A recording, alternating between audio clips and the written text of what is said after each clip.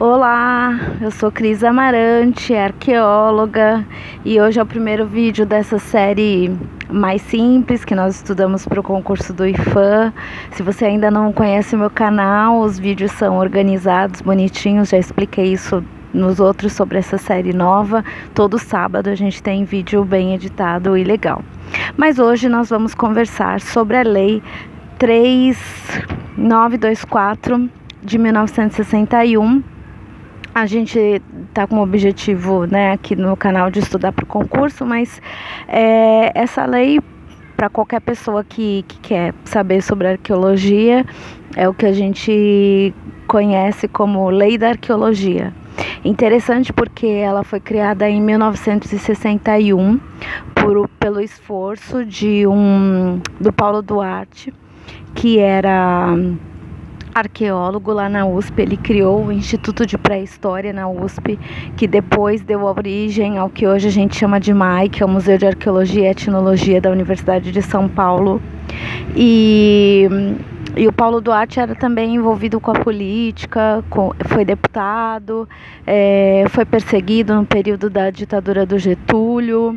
Ele tinha ligações com pessoas do exterior, muito com o Paul Rivet, do Museu do Homem de Paris, que inclusive visitou o Brasil. O Paulo Duarte, quando ele criou a lei, ele estava muito preocupado com os sítios de Sambaqui, que era o que ele pesquisava. Se você quer saber mais disso, eu vou colocar um link aqui no canal falando um pouco sobre nesse vídeo falando sobre os sambaquis. Hoje não é o nosso foco explicar o que eles são. Mas enfim, o Paulo Duarte pesquisava sambaquis aqui no Guarujá. Tô falando aqui porque eu estou em Santos, é Baixada Santista, litoral do estado de São Paulo. E ele estava preocupado porque a maior parte da ocupação aqui no Brasil é na cidade, são no litoral. E mesmo no início do século XX, metade do século XX e nos primeiros séculos todos de ocupação no Brasil, se destruíram esses sítios de Sambaqui, que eles são aqui no nosso litoral datados como sendo a ocupação mais antiga. Os sítios aqui do litoral de São Paulo datam de 9.000 anos, por uma pesquisa do Flávio Calipo, desenvolvida lá em Cananéia e Iguape. Parece que são as datações mais antigas mesmo que a gente tem para o litoral. Então esses sítios mexem com essa questão da antiguidade, da monumentalidade. Estou te explicando isso para você entender o contexto que essa lei foi criada. Mas o interessante é que, apesar do Paulo Duarte estar preocupado sim com os sambaquis e com os sítios pré-históricos, ele conseguiu, junto com a equipe, também tinham outras pessoas. Aliás, se você quer que eu fale um pouco mais sobre o Paulo Duarte, sobre as outras pessoas desse contexto, diz aí no seu comentário, tá? Cris, eu quero saber mais sobre o Paulo Duarte. Aí eu vou estudar um pouquinho mais. Paulo Duarte tem uma relação também com o assunto arqueologia pública, que é um tema lá do concurso do IFAM. Mas enfim, voltando aqui para a Lei 3924 de 61. Ela tem um texto abrangente. Por que ela é utilizada até hoje, mesmo sendo uma lei de 1961? Vamos lá ler o artigo 1º desta lei. Os monumentos arqueológicos ou pré-históricos de qualquer natureza existentes no território nacional e de todos os elementos que neles se encontram ficam sob a guarda e proteção do poder público, de acordo com o que estabelece o artigo 175 da Constituição Federal. Então, essa lei diz que todos os monumentos, né, tudo, quando ele fala em monumento, ele estava pensando em Sambaqui, viu, gente? Mas assim, como ele fala monumentos arqueológicos e pré-históricos, a lei acabou ficando abrangente, então ela se aplica hoje para nós também. Por que ele separa arqueológico de pré-histórico? Ele tinha uma influência da escola francesa. Na França se separa o estudo da arqueologia da pré-história. Eles chamam de pré-história o que foi antes do período da escrita, e o que a gente chama aqui no Brasil de arqueologia histórica, né, que tem na verdade mais a ver com a nossa colonização e com eles lá na Europa com o período da escrita. Então, o que veio depois do período da escrita, é sim que eles chamam de arqueologia. Por isso que na nossa lei aqui no Brasil existe essa separação, monumentos arqueológicos e pré-históricos. Por outro lado, foi isso que, mesmo ele tendo como foco os sítios pré-históricos, ele acabou criando, junto com as pessoas que fizeram, junto com ele, essa lei, uma lei bem abrangente que pode ser usada também na atualidade. E se você vai ler outras partes da lei, você vai ver que ela é mais voltada mesmo para a pré-história. No artigo 2 fala: as jazidas de qualquer natureza, origem, finalidade que representem testemunhos da cultura dos paleoíndios do Brasil, tal como sambaquis, montes artificiais ou textos, poços sepulcrais, jazigos. Você vai ver que não tem muita descrição de sítios históricos aqui na lei. A descrição maior é dos sítios pré-históricos.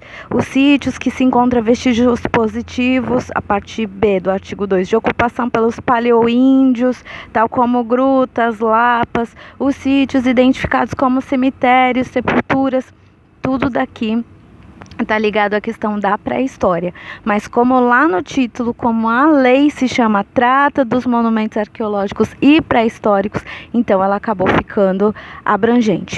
Outra questão que a lei 3924 de 61 traz para a gente é a questão da proteção desse patrimônio, e coloca como que todo o patrimônio arqueológico ele é da União. Então, o artigo 3º fala: são proibidos em todo o território nacional o aproveitamento econômico, a destruição ou mutilação para qualquer fim das jazidas arqueológicas ou pré-históricas, conhecidas como sambaquis, casqueiros, concheiros. Embora ele esteja falando aqui de novo dos sambaquis, dos sítios pré-históricos, essa lei se aplica hoje e são proibidas em todo o território nacional o aproveitamento econômico, ou seja, a pessoa não pode vender. A venda do patrimônio arqueológico, a pessoa é punida, paga multa e pode ser presa por estar vendendo patrimônio arqueológico. Outra questão aqui dessa lei é que... Ai, meu Deus, sorry. O que mais que eu ia falar aqui?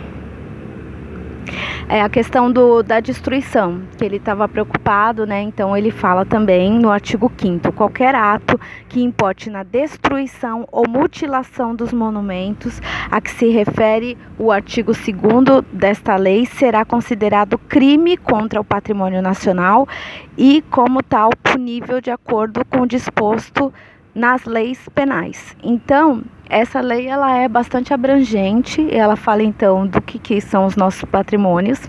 Ela diz que ele pertence à União. Ela diz que quem vender, usar para fins econômicos vai ser punido, e que quem destruir os sítios arqueológicos também é passível de punição.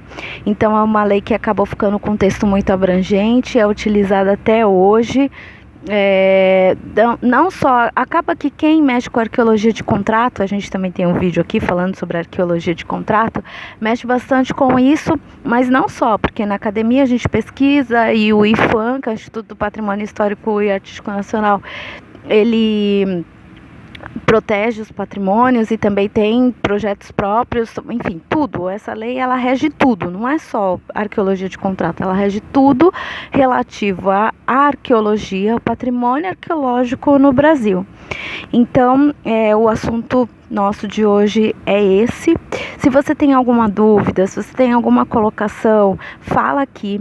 Eu tô louca para mostrar a capinha do livro para vocês, mas assim, vocês viram como que tá o meu microfone aqui, né? E eu já vi que o som não fica assim maravilhoso. Então, vou tirar o microfone e vou mostrar a capinha do livro para vocês. Deixa eu falar primeiro dele. Tô lendo um livro do Emerson Fogolari, que é sobre gestão do patrimônio.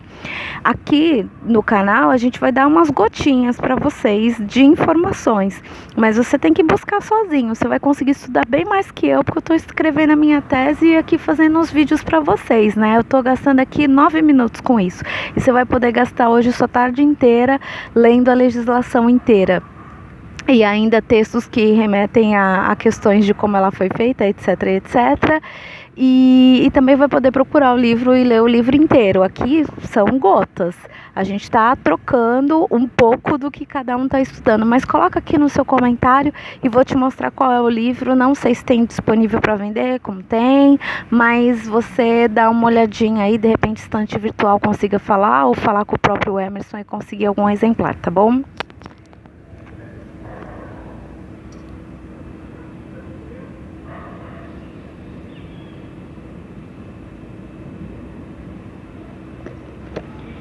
Então, este é o livro Gestão em Projetos de Arqueologia, do Emerson Fogolari, que foi feito pela editora Abilis. Aqui, para concluir o nosso vídeo, esse livro ele foi escrito em 2009, pelo menos a cópia que eu tenho. Então, ele não está incluído nele as questões da IN, que é a Instrução Normativa número 1 de 2015, que é o que rege a arqueologia de contrato no Brasil hoje. Então, se tem as informações no contexto da Resolução 230 de 2002, que está aqui no livro também, e que ele discute todas as questões ligadas à Resolução 230. Eu espero que você tenha gostado. Coloca aqui nos seus comentários, fala: Cris, eu quero tal coisa, eu quero falar de tal coisa, eu estou estudando tal coisa, eu tenho dúvida desse assunto, e vamos estudar juntos. Beleza? Até a próxima!